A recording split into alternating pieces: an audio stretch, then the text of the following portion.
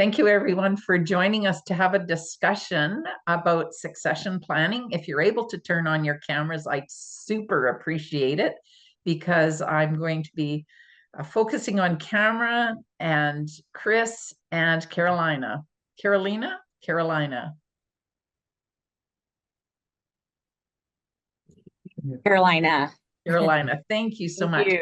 So if Roger, Elizabeth, and Paulo can join us online, that would be fabulous. Because, oh, there you are, Roger. Thank you. That was quick.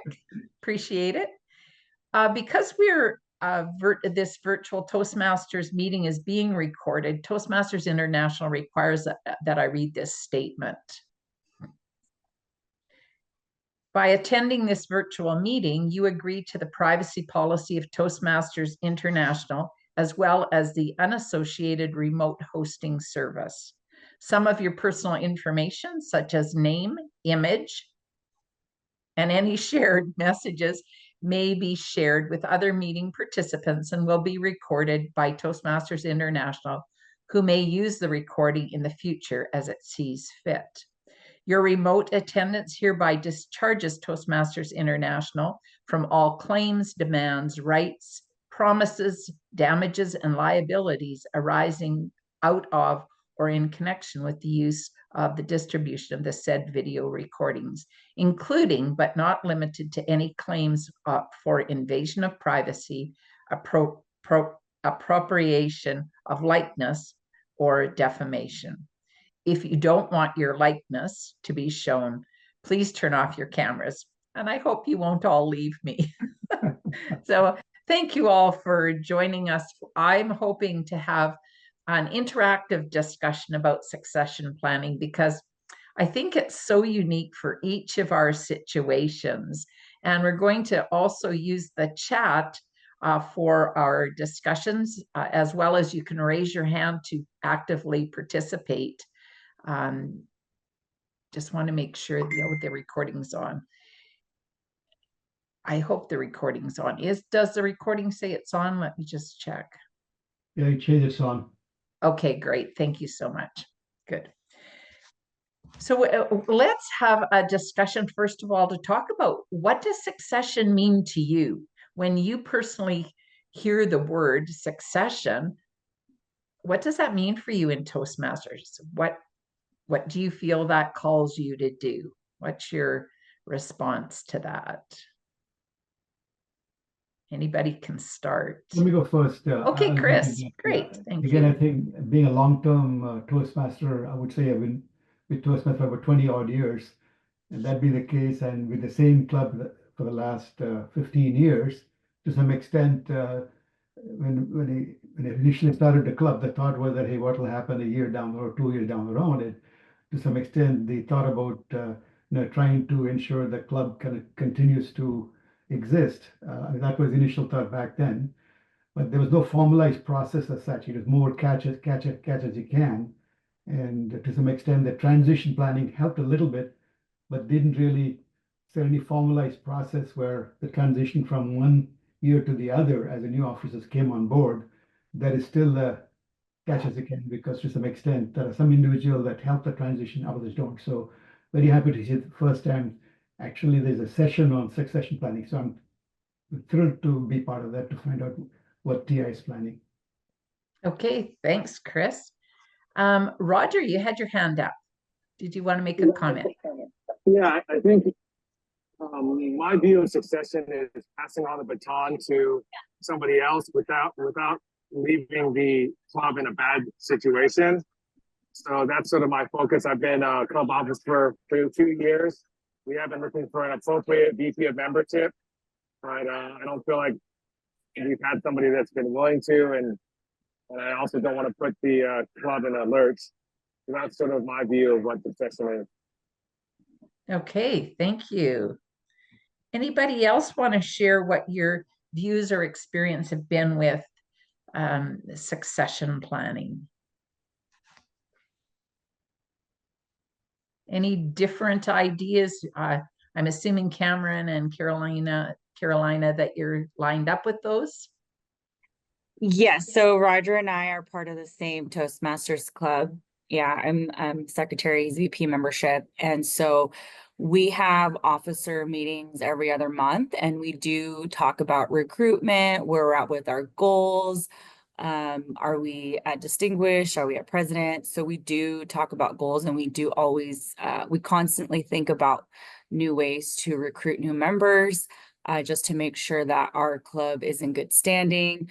But I agree with Roger. We struggle with trying to find new officers. And so him and I have been in an officer role now for a few years. Mhm. So I was already chatting with him on the side. Like, I think we need to do more like voting for new officers a few months before the term's over, because we don't really do Mhm. that. And so that can be part of our success planning. It's like, hey, how do we get people ready to become officers so that we're not having to keep the baton every year? So no, so this session has already been inspiring to figure out how we can get better at success planning, even in officer positions. Okay, great. I love it. Thank you for adding that. Cameron, anything you want to add to that before we move further in? I don't have anything really specific to add. I agree with Carolina that having kind of a preparation phase for officers would be really excellent. Something to get newer members engaged in Mhm. officer roles is much better than just repeating the same officer role or just having a rotating cast of the same members doing different officer roles year in and year out. Perfect. Yes, that is ideal. Well, all of these things just hit points on my checklist for today. So you're right on target. We do want to talk about succession planning at the club level, because what happens at the club level then goes to the areas where we find area directors, and people want those opportunities because what happened at the club. We find division directors because they had a good experience in the club and then the area level. And then we find district officers stepping forward because they come from a club where they've had that succession planning and they're looking for next steps because it's part of their culture. So thank you for being so in tune with the concept of succession. I think where we need to really start when we're looking at succession is to ensure that we have a healthy club, right? It's really hard to find successors or somebody to pass the baton to when you look around the room and the same 8 people for 7 executive roles are looking at one another. So part of our succession planning starts with, what do we do to build a strong club? And by a strong club, I mean 20 members, given that Toastmaster says that's the minimum membership for chartering a club. And to me, that's where we need to be, is aim for that 20 members. And so when we look at succession, let's not just start where today we're looking for another leader, but let's make sure we're bringing members in that then we've got somebody to succeed us. And so let's not miss that first step. And I think that a lot of things that Angel shared in the general session that I was able to hear ahead of time had to do with building that healthy club and those steps to take. Do you need to run a speech craft? Do you need to change your advertising? Do you need to change the profile of your club, or the publicity around your club, or the branding of your club? Do you need to ensure that that your meeting agenda is actually meeting the needs of your potential members that come in as guests, but also your current members, so that they stay and continually grow and develop? That entails so many things. And I will just spend a few minutes on this, but I think it's really important for all of us to really understand what that healthy club environment entails. So I've shared some of mine. I'd like you to share some of your ideas of what you believe a healthy club is and what you're aiming for in your club. So anybody want to share? And I know, Elizabeth, thank you for your explanation that you're off screen because you're ill. So I appreciate that acknowledgement. But if you can share, if you want to share, just raise your hand and share. Anybody want to share What are you doing to establish a healthy club, Chris? Well, I think it'd be more like, pounding my chest a little bit here because I was one of the founding members of the La Palma Toastmasters Club back in 1981, or rather 2011. And to some extent, I think the fact that I think it was a community club for a start gave me an opportunity to integrate within the community, get to know the local city hall, the council members, and also the mayor. And to some extent, that gave a good foundation in terms of setting a club that was attuned with the local community members. And so once the club was formed, there was a initial group of people that were part of the community and that helped form the club. But once the club was formed and they started to leave, there was a need to bring in new members, and to some extent using the foundation of a good, healthy club meeting, a regular meeting, all the fundamentals, agenda, using the Toastmaster speeches and so on to some extent. That set an example for, as members came in, they saw what was happening and they wanted to join. So over the past 15 years, for example, we had constantly new members come on board. And one of the things that made it very attractive for members to join because they saw the banner of the club with all the president distinguished ribbons every year. And to some extent, they attached themselves to that. And everybody wanted to participate in that as part of a successful year. And so for the past 14 years, we've been president distinguished every year. And there are a lot of people lining up to be an officer of the club. And the question is, how do you make sure that these officers, in fact, do the transition properly from one year to the other so that they're not kind of stuck on say, hey, wait a minute, I want to be the president of the club for the next 5 years. No, you are really training the other officers to get them trained so that they can, as somebody said, pass the baton on to the next group of individuals. So Yeah. been very fortunate in that perspective. And to some extent, I would add that going back to your initial statement, being a healthy club with consistent performance, it's like a magnet. The word gets spread around, people want to join, and even members that have left for whatever reason some years back, they want to come back because they know that the club is still there, and so the contact is established with the leadership of the club or the ongoing leadership, and that helps to foster and help grow the club. So. Thank you so much for that. One of the things that I know is that I don't want to be part of a club when I have to do everything. I don't want to be the boss. I don't want to be the parent looking after everybody. I want to be the student that shows up and learns. And the more people that we have in the club, the more interesting it is for me. I hear different speeches. I hear different styles of speaking. I learn so much more from a large club. And so if you're struggling with membership, or you haven't been successful recruiting, some people have converted to being a hybrid club, and your marketing just hasn't reflected that or brought the people in, because you've got two markets now, or two access points to market to, which is demanding. So we need to go back and say, are we getting results from what we're doing? The other thing, once you get those guests in, and this is a soapbox issue for me. I have gone to so many Toastmaster meetings and nobody knew who I was, and I was never asked to join. I was never asked to join, and I go, why don't they ask me? Mm-hmm. Mm-hmm. So if you're on this call and you haven't asked those people to join that come in as a guest, nowadays people have done their research. They don't have to come back 3-5 times and kick the tires. They've done their research. I don't know a person that doesn't use Google in their life. Not a person in this world I know that doesn't access something on their phone. They have researched you. If they're there, they found you online in all likeliness, and they know what Toastmasters is, but they want details. Make sure that they feel invited and welcomed so that you can help them grow into their potential. Like Angel said, to become the best version that we can possibly become. That's what that environment is. And to keep that rich environment going, ensure that there's orientation for your members so that not only to pathways, but to the whole of the Toastmasters program. Let them understand that there's a club where we start and we do all the basic stuff. And there's the curriculum, and there's the evaluation, and there's all the transferable skills.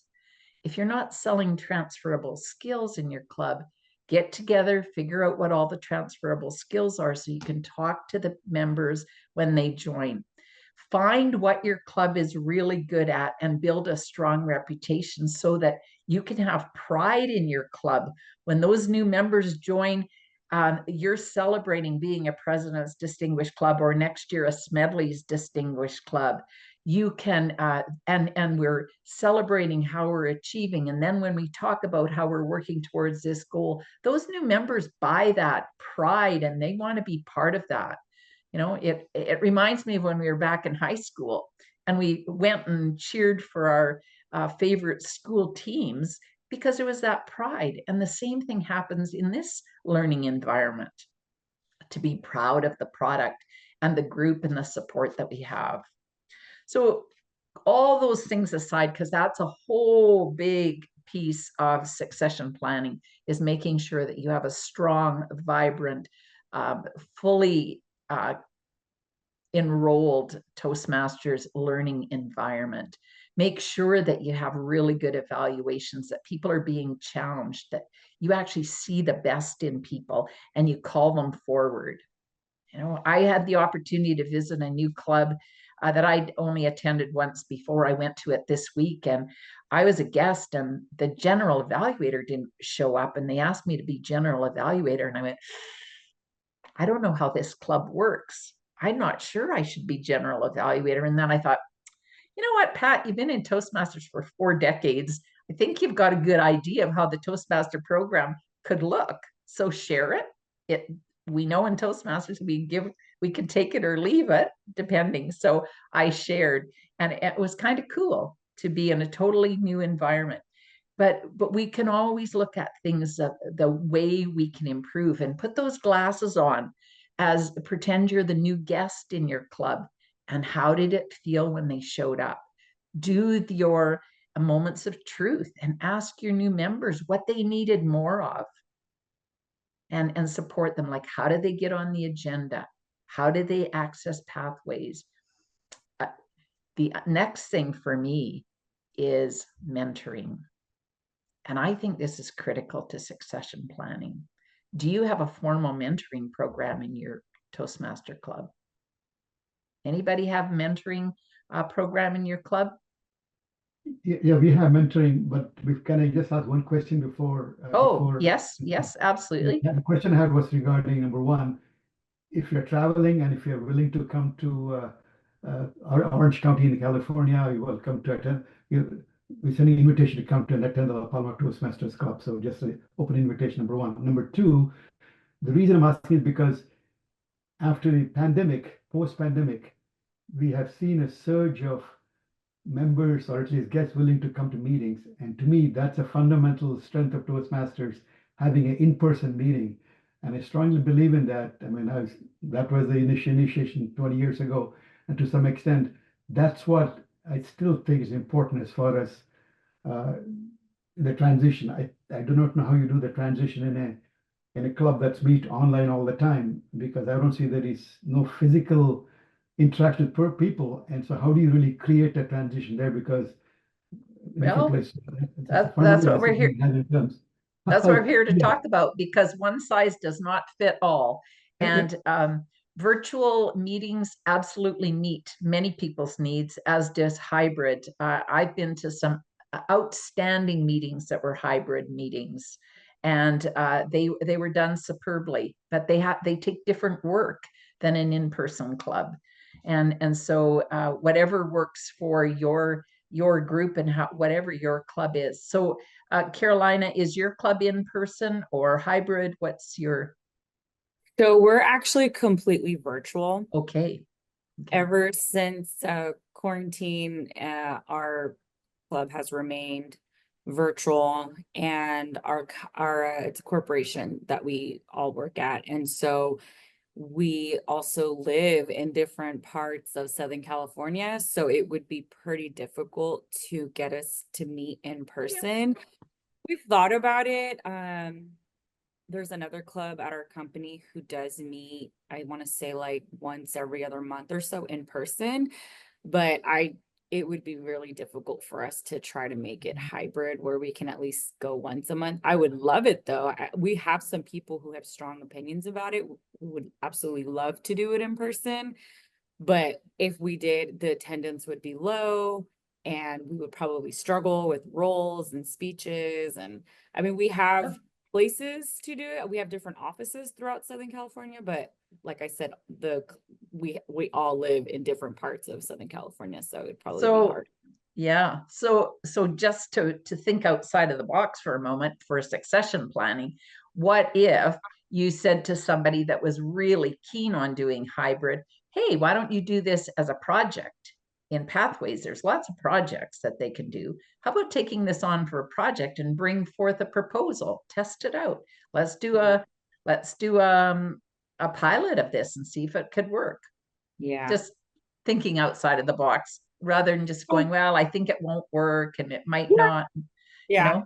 I think with proper planning too, if we had said, hey, we're going to have one at the end of the year in person, and with enough planning, maybe we could get people to attend. So thank you. I like that idea. Yeah. Actually, we You're tried during the pandemic. When we had nothing but online meetings. Towards the later half of the pandemic, we went to this hybrid scenario. We used to meet once a month in person, and then 3 times using the hybrid. And we Yeah. didn't have the technology at the time to really make it a successful one. But now I think the technology is there, Yeah. so clearly that's a feasible solution. Yeah. Yeah, great. So back to mentoring, because regardless if you meet in person, if you meet hybridly or you meet virtually, you can mentor. Set up a formal mentoring program. How I've done it, because I've set this up in a number of clubs that over the years that I've been member of, is that when a new member joins, when they're introduced to Pathways and the club and we onboard them, we let them know, because we have a mentoring coordinator in our club. And our mentoring coordinator is part of our executive. We have an addendum to our club bylaws, and we have 9 executive members rather than 7. So we have one as a mentoring coordinator, one's a social events coordinator, and then the 7 officers. So our mentoring coordinator is part of the executive participates. So they are part of working with the VP of membership. So as soon as there's a new member, they approach them as part of that onboarding and say, hey, have a look around the club, figure out who you feel connected to, who you feel you would like to work with. And my role is to see if that person is willing to mentor you. So they're like a matchmaker.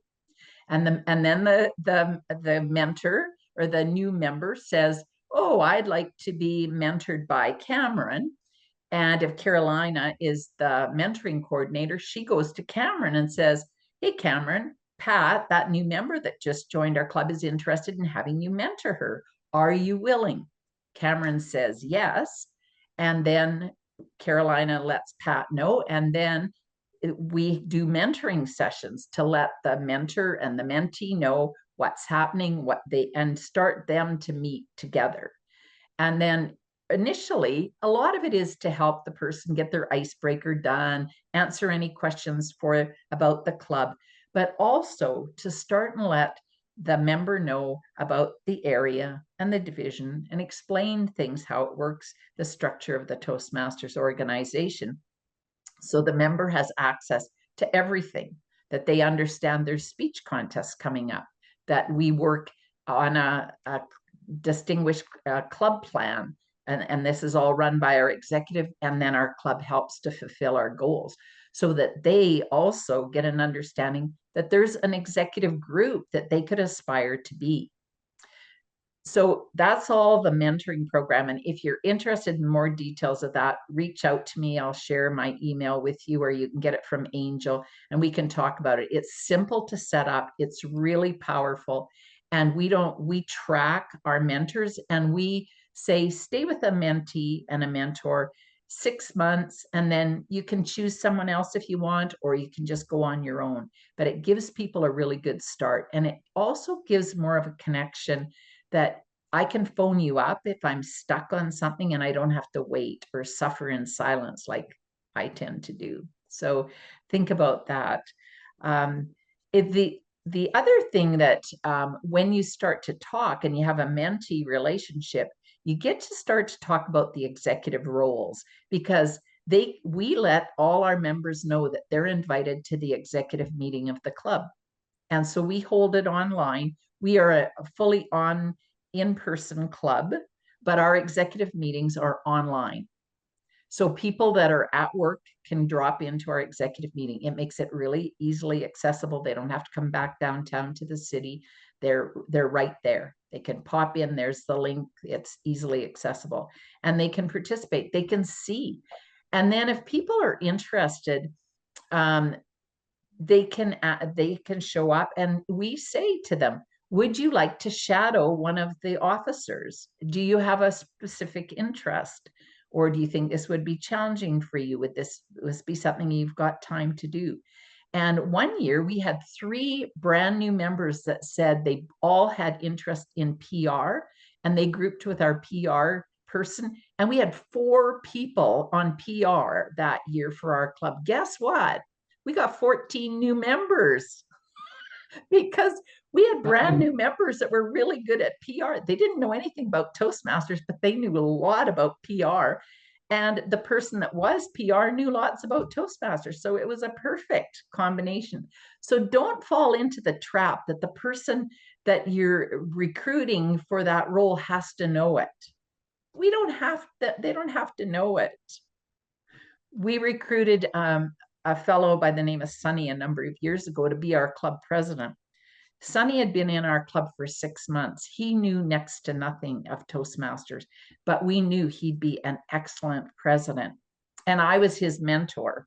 So I had a meeting with him before we raised it at the club, because we were looking for nominations for officers well in advance, because we hold elections, because that informs everybody of the process. And it's fun. It's fun. And what we do for our elections, and I'm going all over the place here, but let me follow this stream for a moment. When we hold our elections, they have to come with a campaign manager. Like, we make it fun. You have to have a campaign manager if you're running for whatever office. And they cannot do a serious speech. They have to do a 2-minute off-the-wall presentation about your qualifications for the office. Everybody shows up for that meeting because it's so crazy. People come in with banners and hats and ribbons, and they bring what do you call it? Bartering. They bring what do you call it when you want to? Oh, bribes. They bring bribes to people. Like, they might bring a cake and pass it around, or they bring chocolate bars and give it to everybody if you vote for me. It's crazy, and it's fun, and it's high energy, and people want to be part of that. And it ends up that people are either a candidate or they're a campaign manager, and it's a lot of fun. So there's a lot of things we can do to create energy and excitement, as well as learning around these. Be creative in your club, and be innovative. And we don't have to be stodgy and old and sticky. We can be exciting and vibrant in finding new ways and unique ways. And it becomes the personality of our club. So back to, I need to jump in quickly okay, on this one. can you just wait a minute, Chris? Can you just wait a minute? Because Carolina has her hand up, and then I'll come back to you. Yeah. Really quick on this. Thank you, by the way, for sharing this about the elections and nominations. This is really awesome. We do 0 of this. So do you, like, at what point do you start this process? And do you have people like do they nominate themselves? Does somebody nominate someone else? Do you have like a link where you sign up to be an officer? Like, how does that work? How do you guys do that? Well, all those ways would work.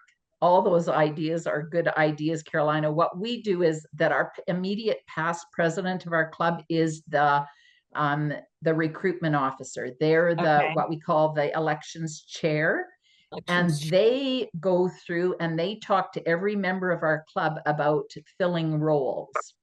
Now, we often have assistants. So if I'm VP of membership, I've got an assistant. So I might have somebody in training, or I've got somebody that's shadowing me or is interested in doing it next year. That's my job. When I'm a VP of membership, I need to check with some of the people, the newer members. Are you interested in learning about VP membership? And you could, if you're interested, you could run next year. Yeah. And so there's that opportunity. So it doesn't feel like a huge step. So our immediate past president goes and calls all the members, and we do this at least a couple months before the end of the year, because yeah, because we hold the elections well, it says in our policies that we have to hold the club elections before the end of May. We try to hold our elections at the beginning of May or at the end of April, ideally, because then you can get those new executive members coming and you can have a couple of dual executive meetings, and that's part of the passing of the baton, right? Yes. That's that transition. So if you elect them early, then you've got that crossover of that relay race where you're passing the baton. They've got a couple of, they could have April, May, and June executive meetings where there's crossover. So you can start to work with the next year's club success plan. You can talk about what you accomplished this year and share those, what worked, what didn't work, all the PR stuff, all the processes that you onboard. All of that information has to be transitioned to your incoming. So the longer lead time you get for that, the better it is. And then ask your current officers that are outgoing not to disappear, to be available for the new officers for, a month or two, or when they quit calling you. But you're still a member of the club. And we like to look at it in terms of every person in our club, every member, every student of the Toastmasters program is responsible for the success of that club. Okay. All right. Thank you so much. Yeah, that was super helpful. Thank you. Yeah. Our executive members are really responsible for certain tasks to make sure that the club runs, but every participant, every student of the Toastmasters program is responsible. And I like to look at the Toastmasters program and learning in it as it's like a case study. At the beginning of the year, we take roles. It may be that we're the support staff back here or the support students, and we've got some lead students that are holding executive positions, but we've got objectives to achieve, and we're given a time frame, we're given some tools, and how do we successfully deliver on being next year Smedley's Distinguished Toastmaster Club, and build that reputation. Yeah, so all of that. Sorry, Chris, back to you. I haven't forgot you. Yeah, thank you. Great, Caroline. Thanks for bringing it up. I think big takeaway for me is that when you said we should invite all the members to attend the officers meeting, and because of the fact that we meet in person, we obviously don't give a chance for the members to join. I think having a Zoom meeting for the officers opens up the door for anybody to join and observe what goes on in the officers meeting, to some extent also generate the enthusiasm, interest in taking on roles. So I think that's a big takeaway for me, that I would recommend for our club that we have the officers meeting open via Zoom, so any member can at least observe and to some extent make a decision that, hey, I want to be an officer of the club. That's a great takeaway for this meeting. Thank you for that. Oh, you're welcome. Great. The other way that we help make our support our membership in knowing that there's transition and succession opportunities for them is that once a month after our executive meeting, we do one of our executive members, and we all take turns doing it. We report out, we get 5 minutes during our meeting to report out what is going on at the executive level. So this is the plans for the club. Here's where we are in our distinguished club plan. This is what next in 2 months' time, we're having a seasonal gathering, whatever it is. And these are the things we're discussing. We've renewed our membership in Meetup, and we're still putting, we tell people what we're doing for PR. We share what we're working on so that it tweaks some interest, and people are saying, I didn't know there was that. Like, we don't want it to be secret. It's not a secret society when you join the executive. We want to be transparent.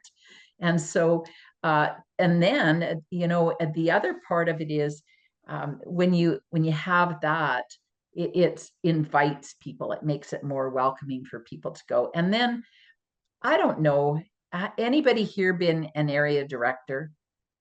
Anybody been an area director?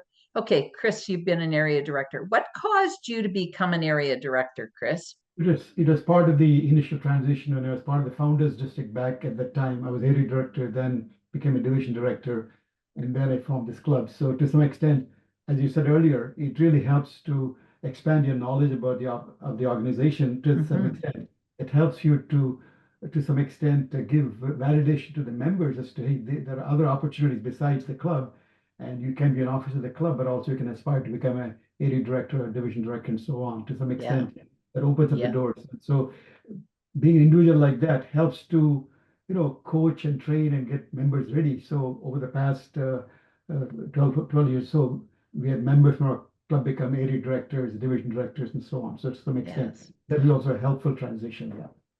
Absolutely. And it's part of the pride of the club also. If you've got somebody that becomes an area director, it's like, oh, we got an area director from our club. And basically we raised this one good. They've got potential. They're going on to university and Toastmasters.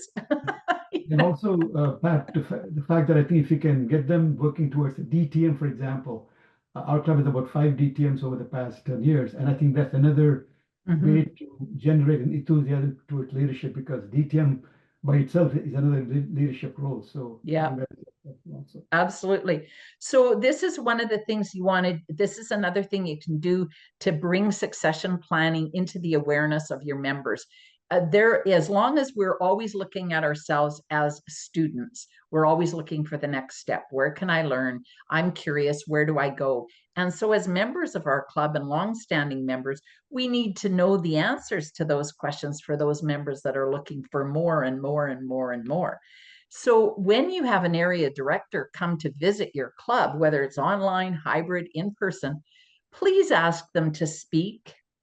Let the club know ahead of time the role of the area director and what they would learn. Like, do an education session sometime during the year and talk about, as a member of your executive, do an ed session on the structure of Toastmasters International and all the opportunities that exist.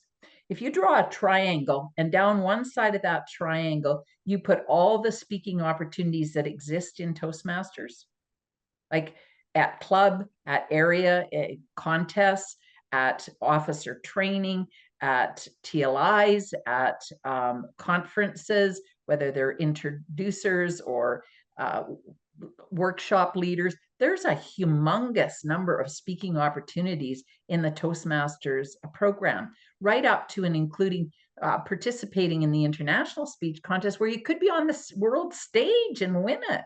That all exists for every single member that joins Toastmasters. On the other end of that, on the other side of that triangle, is all the leadership opportunities that exist. Expose them to this so that they can choose. Because if we don't show people where they can go, they don't make any succession plan. Their awareness is, I belong to a club. But it's our responsibility to let them know there's a whole huge world. Like leadership, you can get on club executive. After you've been club president, you can be an area director. You can be a division director. You can be a club growth director on the district team. You can be public relations on the district team. You could be the finance officer on the district team. You could be the program quality in charge of training. You could be the district director. You could become an international director or an international president of an international organization. It's endless what you can do, and it's all part of the Toastmasters program. And guess what? It didn't cost me any more to do all of those things than it cost the person that just sat in their club. I paid the very same price for that education as a person does to just come and do table topics in their club. So don't forget to give your members the full meal deal and let them choose where they want to go. Let them choose where their boundaries are. Don't restrict them to the club, and they'll step up. If we make a rich learning environment, they're going to raise their hand. They're going to step up and say, I want to do more. And then you can provide them the way to do it. So some things that I think are really important when we look at succession planning is to make sure that your club is strong and vibrant. Look at all the structures that you have. Are some of the things fun? In terms of serving on executive, make sure that that's rich. Get together, challenge one another to show up for all the officer training. Don't aim for 4, aim for 7 members to be trained. Go for the gusto, get the maximum we can. Price doesn't go up based on, it's not pay per view, it's one pay, you can have it all. So really look at that. Remember to remind all your members that Toastmasters is education. And when we sign up, we're going to get out what we put in. And if you put in the effort, you're going to get a lot of benefit.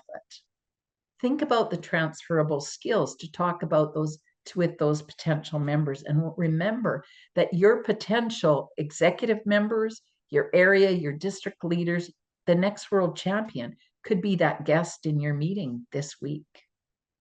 So think of all the potential that the people bring in the door and think, wow, we've got a vehicle that's going to serve them and their greatness to be all that they can be in the Toastmaster. Be a role model. When you're Toastmaster, be organized. Have it so that they go, wow, I want to be just like him or her or they. I want to be just like they are.